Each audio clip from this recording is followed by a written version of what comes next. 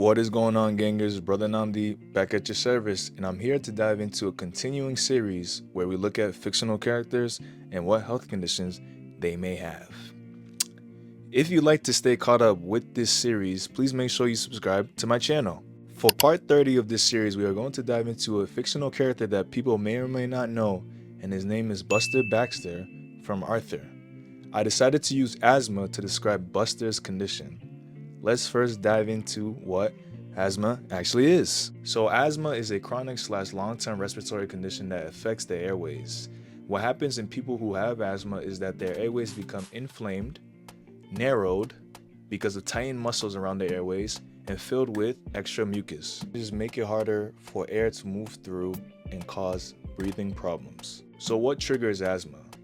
Asthma symptoms can be brought on by different triggers such as allergens that include dust mites, pollen, mold, pet dander, exercising, believe it or not, cold air, respiratory infections such as the cold or flu, smoke, pollution, and strong smells, stress and intense emotions, and even medication can have an effect. Signs and symptoms to watch out for in asthma is shortness of breath, which is also called dyspnea, wheezing, coughing, chest tightness, and potential anxiety.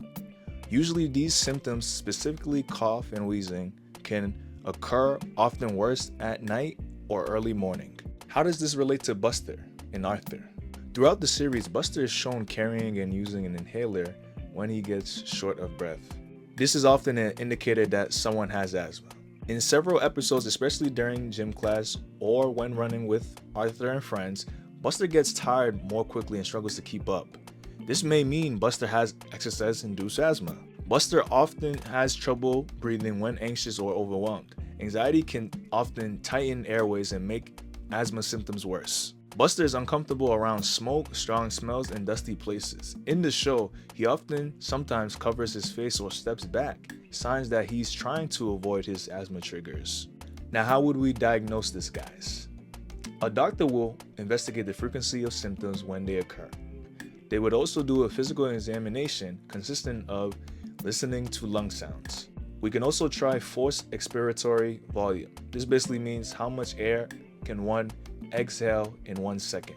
We can also do peak flow tests, which would be a small handheld device measuring how fast you can blow air out. Lower results can indicate airway narrowing. And lastly, which could be optional if they want to do it, allergy testing. For treatment, let's get down to the basics. Short term, we are going to use something called fast-acting bronchodilators for immediate relief.